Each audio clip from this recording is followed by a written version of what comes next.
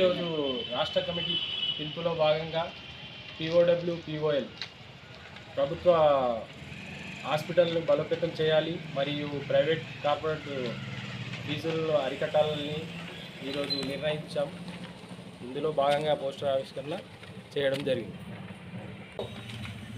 ఆర్మూరు పట్టణ కేంద్రంలో POL POW ఆధ్వర్యంలో రాష్ట్ర కమిటీ ఇచ్చిన పిలుపులో భాగంగా ఇలా గవర్నమెంట్ హాస్పిటల్లే కాకుండా ప్రైవేట్ హాస్పిటల్లో కూడా చికిత్స కోసము పేద ప్రజలు గవర్నమెంట్ హాస్పిటల్ని పోతే అక్కడ మందులుంటే డాక్టర్లు ఉండరు, డాక్టర్లు ఉంటే మందులుండయి. ఎందుకంటే ఈ రోజులలో దగ్గు, జ్వరము, జలుబు విపరీతంగా ఇంటింటికి కూడా వచ్చింది.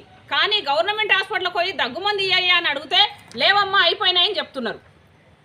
అదే ప్రైవేట్ హాస్పిటల్కి పోతే తడిసి మోపెడవుతున్నది, బిల్లులు వేస్తున్నారు.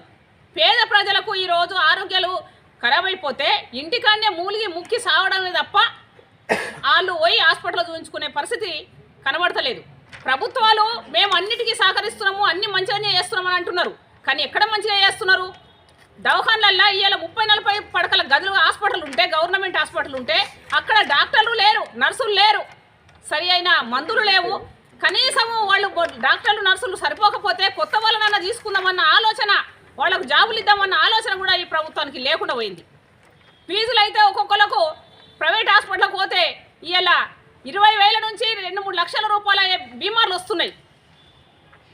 అటువంటి హాస్పిటల్ ఉన్నాయి కాబట్టి ఈ కార్యక్రమం మేము చేపడుతున్నాము. రేపు ప్రతి ఒక్క హాస్పిటల్, గవర్నమెంట్ హాస్పిటల్లో కూడా మేమంతా కూడా సర్వే చేయడానికి ఈరోజు పూనుకున్నాం.